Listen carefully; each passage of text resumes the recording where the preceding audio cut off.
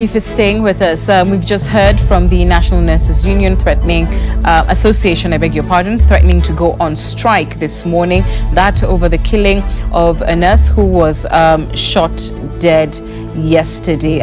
This medical officer was working in a psychiatry clinic in Nairobi and on Wednesday was shot under unclear circumstances. He's expected to be arraigned in court today. The person who shot him rather is expected to be arraigned in court today. The businessman is a licensed gun holder and is alleged to have shot Faustin Modilo, a 45-year-old nurse at the Chiromo Lane Medical Center under unclear circumstances. Uasin Gishu reported. Family and friends gathered at the Modilo family home in Kamulu to console the grieving widow. The news of the death of 45-year-old Faustin Modilo spreading across the tight-knit community. The circumstances surrounding his death troubling. The story is not clear because ukienda hapa you hear this, ukienda pale unasikia, so we don't understand. Unasikia patient mara alikuja peke yake, mara aliletwa na sistake. That's why we don't understand where the truth is. Ile ambayo inatutatanisha zaidi na hatujui, walipokuja kwa dada yangu walikuja saa 7 ya usiku, na mimi niliuliza mpaka madam, niliuliza mpaka polisi, je, yule Modilo hakukuwa na next of kin? Mbona hawakuangalia rekodi yake waweze hata kupiga simu? And it is a psychiatric hospital. Faustin, a doctor, was reportedly shot by a patient while on duty on Wednesday evening. The 45-year-old doctor was at work at Chiromo Lane Medical Center, a psychiatric facility, when an armed patient walked in. The events that led to his shooting are unclear. The family reported the incident at Kilimani police station. However, in a troubling twist to the tale, they have been denied access to information as to the identity of the shooter. Sometimes back you're saying it's very risky working there because sometimes the patients become violent.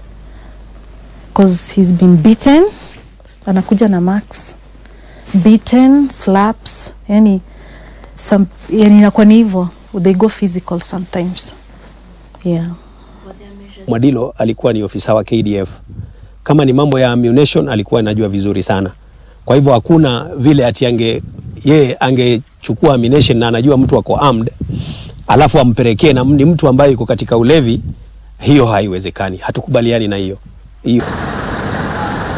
But a report on the incident seen by Citizen TV identifies the suspect as businessman Joseph Njoroge Mungai, who has since been arrested and is being held at the Gigiri police station. Police say he will be arraigned in court tomorrow to face murder charges. The suspect is a licensed mini Seska pistol holder that was reportedly used to fatally shoot the doctor in the head. The gun and 8 bullets have since been confiscated by the police. Faustin, a father of 2, had served in the military before retiring in 2012. Questions abound as to how an armed patient was allowed into the hospital. Police are investigating the matter. Uasin Gishu, Citizen TV in Nairobi. Joy Mudivo joins us this morning. So, Joy, the concern by nurses and why they're threatening to go on strike is over their safety, especially working in conditions like this, you know, in psychiatric clinics, etc. Do they have a point? They do, because even if it's a private clinic, you'd expect that there would be some certain procedures when you're admitting patients.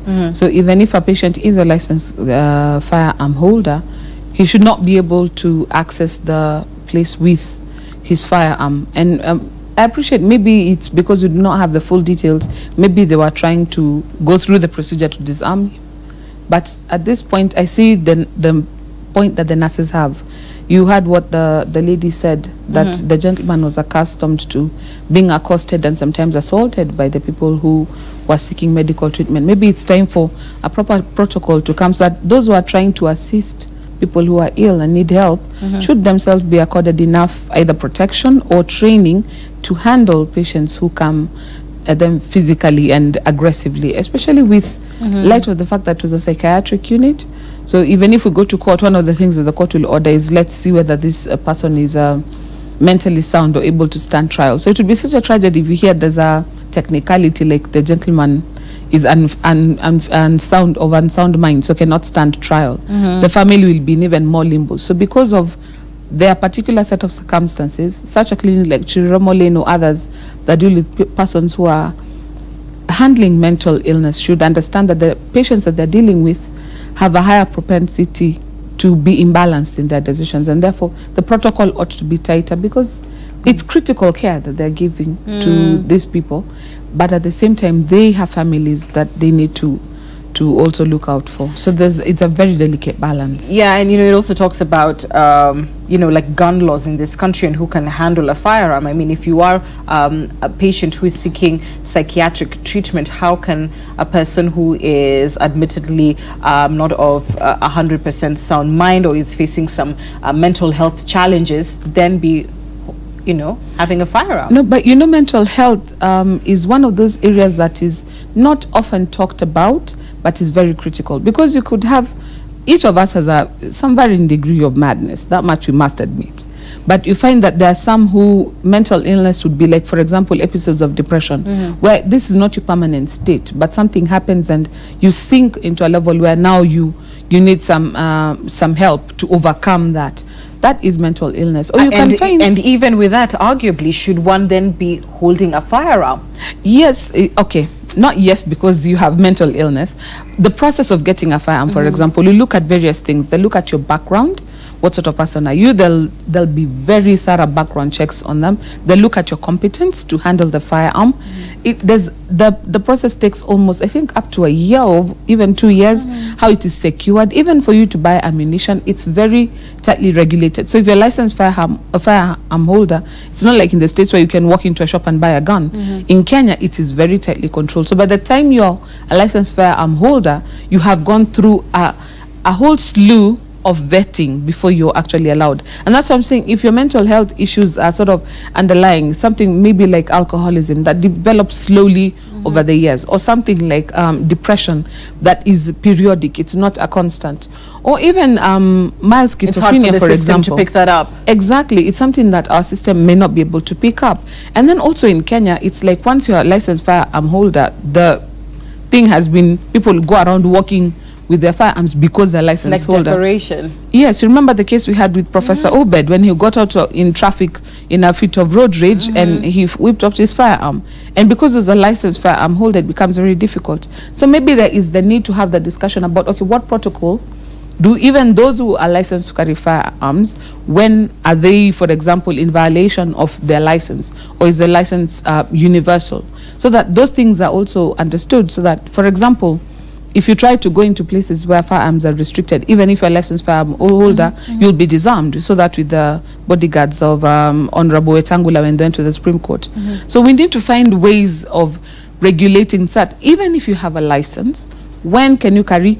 How should it be carried loaded, or should you carry the ammunition separate, so that you only load it when you need it? Or even if you're loading it, what type of ammunition should you be able to have in public and in private use? So those are the conversations we need to have, so that it's not just I am licensed, here I am, it's part of my... And a license for life. What about review of who, even if you have been licensed once, what is the procedure in terms of review of that? Is there?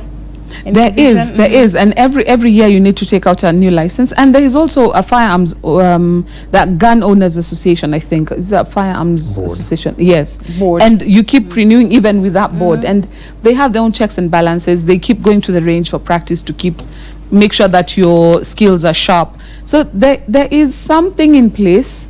But with this incident, thank God it's not a common incident, but this incident highlights the fact that this is a conversation we need to have.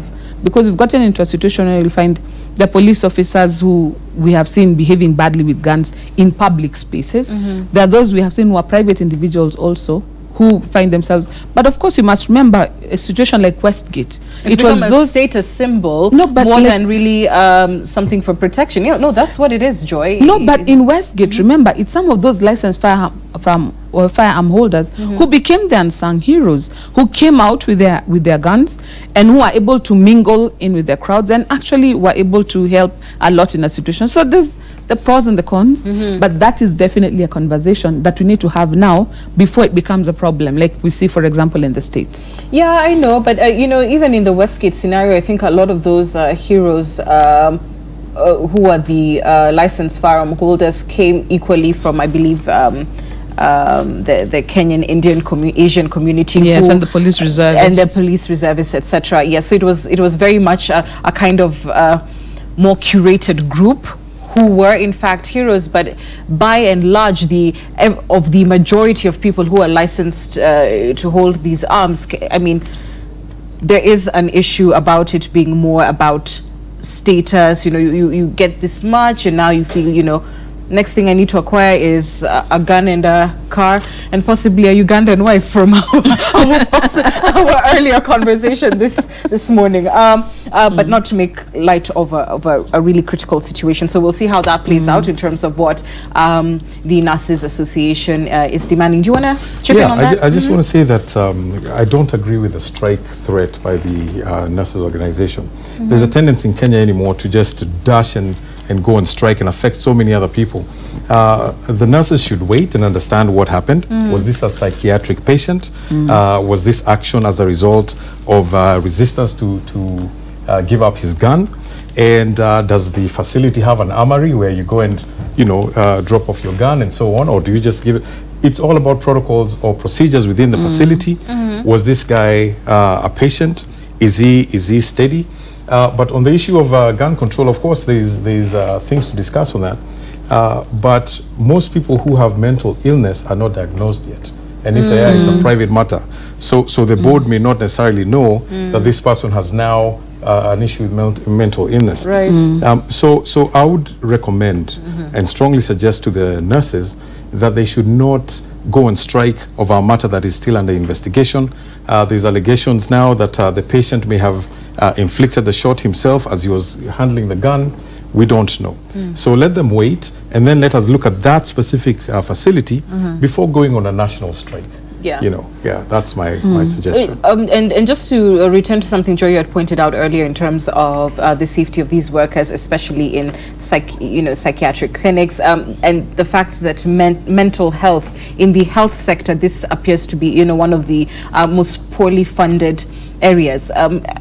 You know, in the West, you'll see such a sector being, you know, critically funded. I think just the other day in Britain, you had even the royal family coming out on a BBC show, you know, to just sensitize, you know, young kids on mental health, talk about their challenges. It's a really big deal out there, and the broad spectrum of what mental health is, including depression. As you said, we're not just talking about people who are have gone completely off the ledge, if you like. But we see things like, you know, bodyguards there to help with the staff. You know, these facilities are, you know, the lockdown procedure, if you like, is that much more thorough. It is a more secure facility, you know, almost bordering what you would see in a correctional facility. Is our funding completely just, you know, not just the wrong and inadequate? Not just the funding, but also, like you said, the way we treat mental health patients, it's as if they are this, they have the plague and they'll infect all of us. And so we need to put them in a box and, you know, padlock it and leave them all there. And the problem with that is that sometimes that particular treatment is what sends somebody over the edge. So, for example, if you did not have a proper intervention and you think Joy has a problem and you didn't do proper intervention and you just sort of bundle me in the canton whether you like it or not, this is where you're ending up.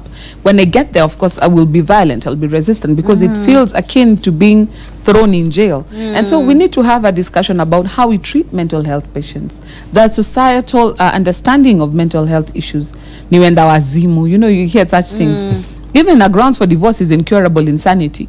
And then, like I said, each of us has a degree of insanity. So we need to get to a place where we have a conversation about it. We've just come out of a very traumatic year. There's post-traumatic stress disorder, PTSD. That is something that you would find people don't know, like he said, they're not yet diagnosed. They don't even know that this is a thing until they hear something pop in the kitchen. It's, you know, something popped in the microwave, and they think they're being shot all over again, and they're going, and that's when you know, oh, there's something wrong. So the discussion needs to be opened up. It needs to be had, and also support for people who are going through mental health issues. It's not a matter of, you know, that family has got mad people, or they look at that person, he's like in law we say they're McNaughton, because the rules that deal with people who are insane are McNaughton rules. So we say that guy is McNaughton. We need to come to a place where we are more sensitive, and not only that, we recognize how each of us is just a step away from that, because all you need is one big loss or one traumatic event, and there you are. And we need to also understand that mental health issues can be managed very effectively. You can find help. There's counseling, there's medication, there's even surgical procedures that can help people with mental health issues to cope with them in an area that it does not affect their day-to-day life. But now if we do not have that, then you find yourself in a situation where the people who are affected with mental health and their families can even decide to hide away, to shy away.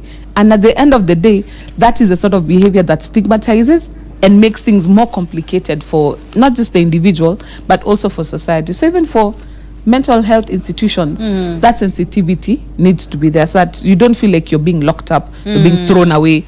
The way people leave somebody in Mathare and they forget about them, and then now they just stay there. Let's have a lot of stigma around mental health that needs to be dealt with. All right, fair enough.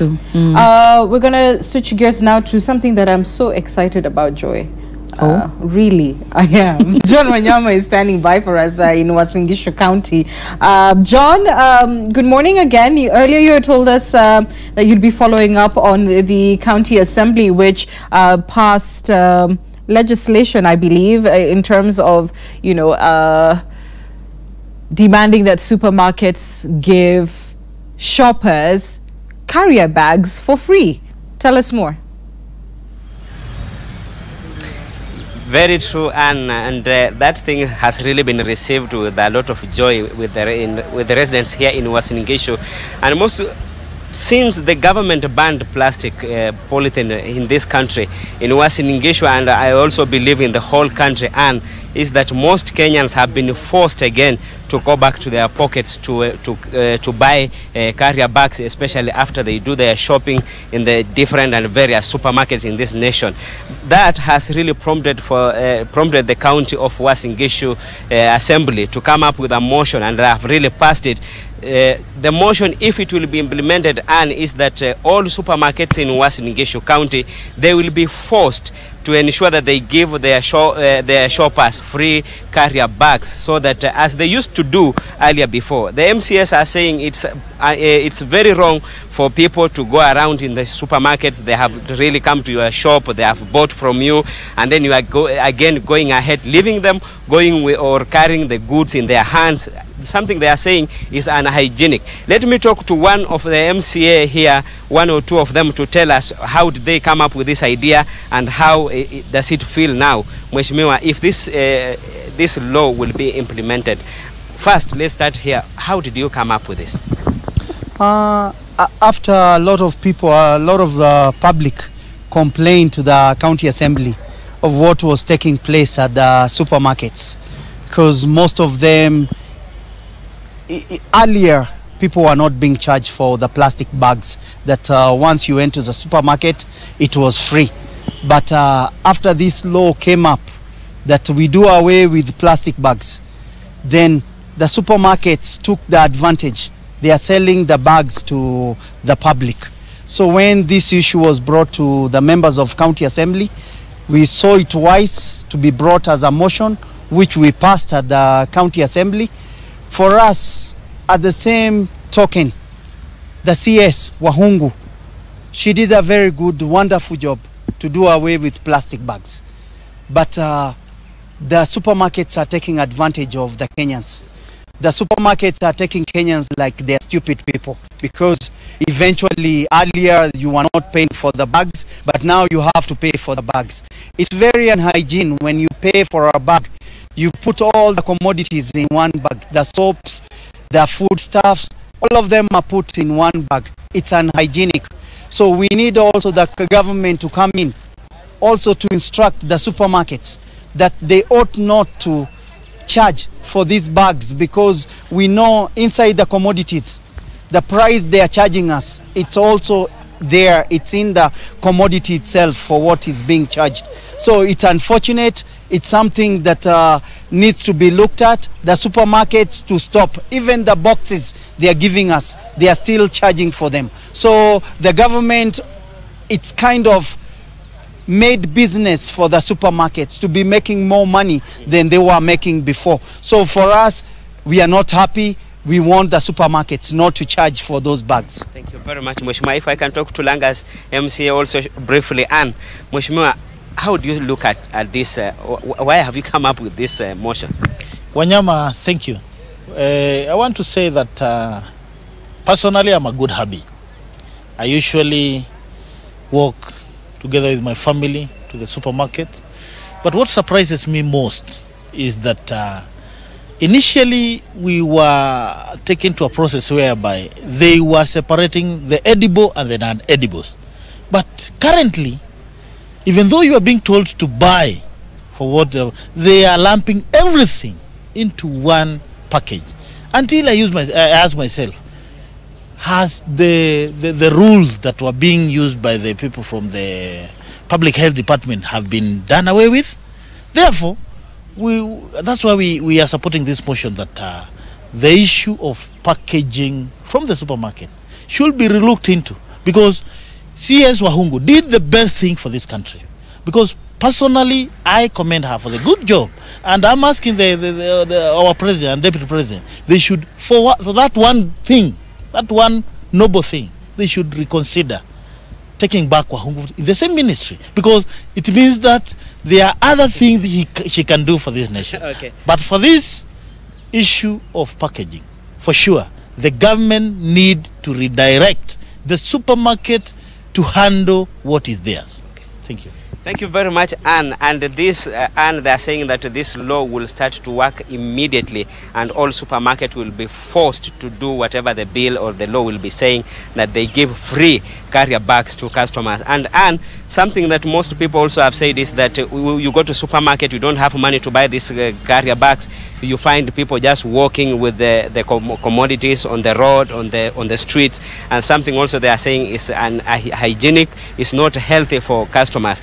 And also, maybe, and the people are asking themselves, if they are saying that these carrier bags are not coming from this country, where are they getting them from? Because they are coming most supermarket in this, especially in Eldoret town, they are branded already. And the cheapest carrier bag you can get here in Uasin Gishu goes for 20 shillings and above. So it depends on how much you go to shop. The much you shop, then you'll have to go again back to your pocket to dig deeper, so that you can buy more carrier bags for you to enable you to carry your goods back home. Anne. Thanks, Wanyama, for that report. I mean, I was teasing earlier, Joy, but this people are not happy about this, and it may seem like a light issue, but everybody in one way or another ends up, majority of the country, I would say, unless you're going to your local kiosk, which many of us still, do, even if you're shopping at the supermarket. But, a lot of people still end up at the supermarket and are not amused, with having to buy a carrier bag. No, but we changed tack to start going to the wholesale shops. Oh. So you go to the wholesale shop, you buy everything, they put them in boxes, and you go. And then what you still need to buy, you go to the local kiosk. Because I got to a place where I stopped doing supermarkets. I was like, this is ridiculous. By the time you're done, you have a bill of 200 bob that's just going to carrier bags. And then the problem is they're not very long lasting. So you just leave the thing and it's flimsy. Like, this is ridiculous. Why are you spending so much money on something that doesn't even last 2 minutes? Right. I know, and my gentleman guest is just wondering, like, what are these ladies talking about? Because I've never been to Have the you been supermarket. sent to the supermarket and you're told carry the milk in your jacket? Carry the milk and the dania. But I saw the other day, there's a lot of chapatis cooked on the roads, by the roadside. And I saw them wrapping chapati in what looked like aluminum foil, but it was a gift wrap paper. So there's concerns there because of lead content and so on. Yes. But what choice do they have? There's even people who are not selling fruits because they can't put it in plastic. But nevertheless, the supermarkets at a minimum need to provide those bags. But if you think about it, when I grew up anyway, Uchumi used to have these brown U bags, and all our shopping used to be put in those brown U bags. And those are provided for free. It's just a matter of the supermarkets owning up that there is a change of tact. If they were able to provide plastic paper bags ad infinitum, let them just go ahead and change to what is acceptable now. Because right now, of course, the cost is high because supply is still low. But once supply picks up and there are a lot more providers, you should be able to get bags produced, branded for your, and it should be something that is. But they are trying to make up for all the plastic bags that they can't, that now are disposed of. So they've got to pass on that cost somewhere. But they knew this was coming. They knew it for a long time. I mean, more than a year actually. It's just been put off. It's only a matter of just bite a bullet for your customers. Because really, if I'm coming to do my monthly shopping in your shop and I spend shopping worth 15,000 in your shop, and then you want me to spend an extra 300 bob buying paper bags, I'm not coming back. Okay, but let's switch gears to the kind of legislation that county assemblies are looking at. And sometimes we may poke fun at it, but they are really dealing with very local issues. So you have county assemblies that are talking about what kind of skirts can legislators wear. You have another one talking about we need our supermarkets to give us this and that. Are they being well, I don't want to use the word petty or theatrics, but really, are they dealing with substantial issues, or are counties just sort of, taking the mickey out of us with some of these things that they're debating? I think it's substantial. Those MCAs have actually set the trend. The rest of the counties are going to follow. The country is going to benefit, or the citizens are going to benefit from not having to pay for those bags directly. So I think that's a good thing. You may seem petty, but you're both complaining about going to the shop and not, having bags and so on. So I think it's a good turn of events. We look forward to more of that kind of stuff coming from the MCAs or the county assemblies that are helpful to the rest of the country.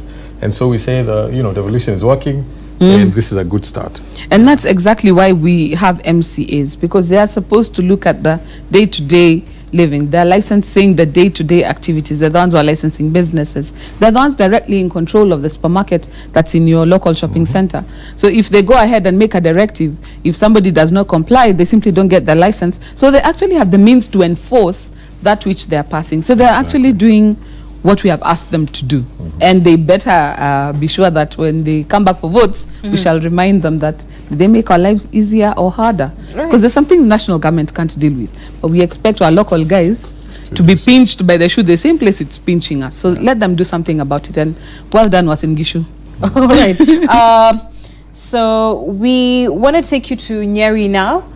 I believe we have a reporter standing by. We want to switch gears and return to the question of education at the Nyeri National Polytechnic, where officials from the Ministry of Education and several counties in the region and principals from schools across the region are taking part in this Form 1 selection for county schools. Listen. We must think out of the box to solve them. Form 1 admission is quite a tough exercise. I know you are going to have sleepless nights. People will call you until you cannot receive calls anymore. But somehow you have to devise a way of addressing whatever issues that are raised. I would advise that don't switch off your phones, because you might switch off and yet something important comes, nobody can find you.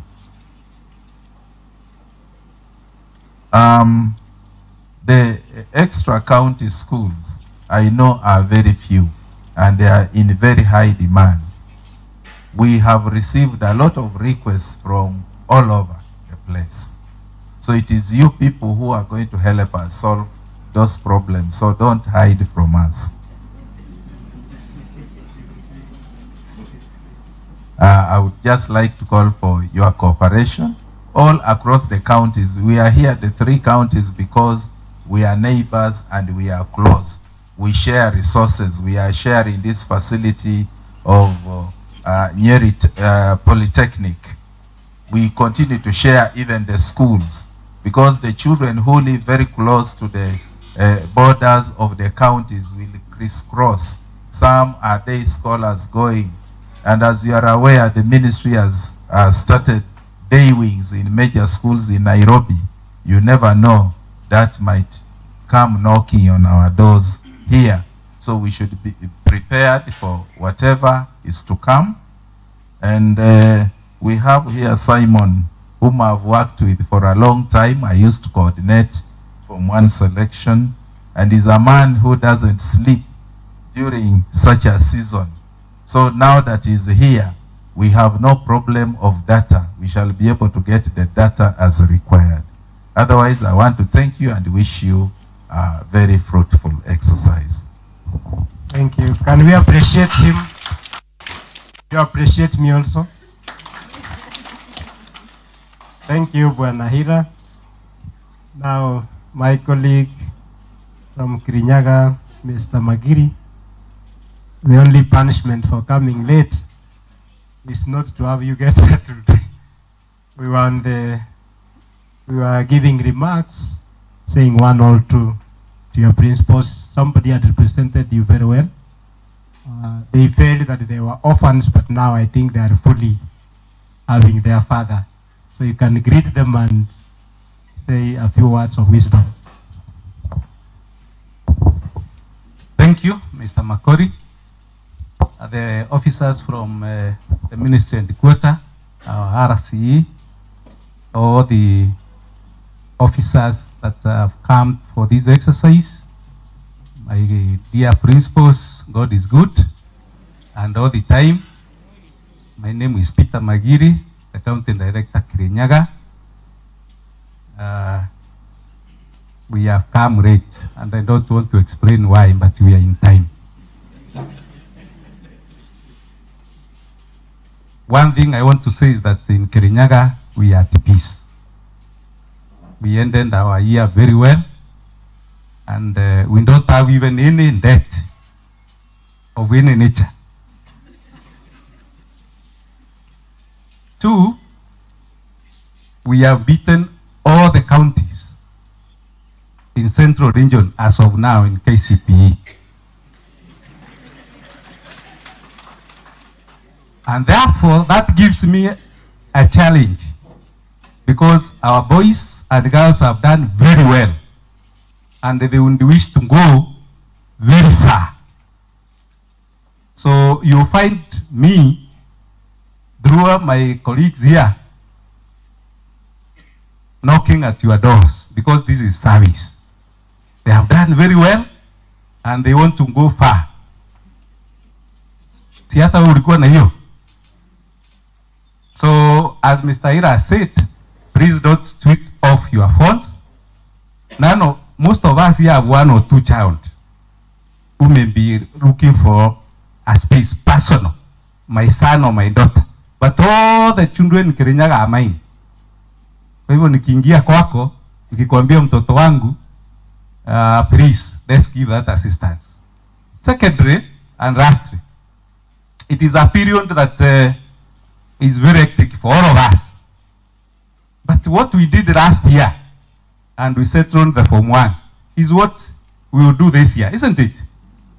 Opening the phone or closing the phone will not bar or deter a parent from coming to your school. Will you run away from the school? So if you cannot accommodate, why don't you use good ones? And that will be, at least it will give solace to the parent. So I want to wish you well. Na najua hakuna njaa sasa. Na kama kwenu kuna njaa, ungie kwetu Kirinyaga. We have a lot of plenty of rice. So that now our children, the Form 1s, can feed well in your school. I'm imagining if you give them wali, first day, they will love your school. Asanteni sana. Thank you very much, my colleague, Mr. Magiri, and we appreciate him. You know, when it comes to Form 1 admission, even the CD becomes a victim when he has his own child. So that is a very encouraging remark, because we should be our brother's keeper. As we are progressing, there is something on tea, but we want to move on, do the opening, then we break for All right, the ongoing Form 1 selection in county schools. We were live for you in Nyeri. We're taking a short break on Citizen Extra. We're back with more news after this. Stay with us.